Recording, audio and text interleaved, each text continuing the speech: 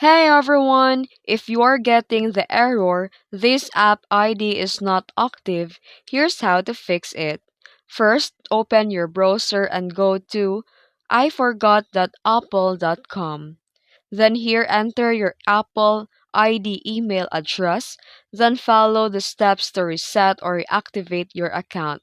If Apple says your ID is disabled or not active, you'll need to verify your identity through email or security questions.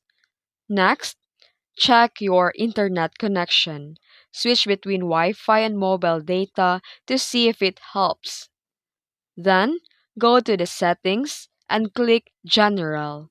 Then here select date and time and make sure it's set to automatically. And if the issue continues, sign out of your Apple ID by going to the settings and click sign out.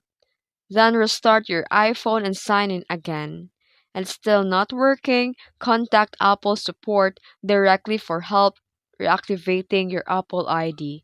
And that's it. If you found this video helpful, don't forget to like and subscribe for more tutorials. Thanks for watching.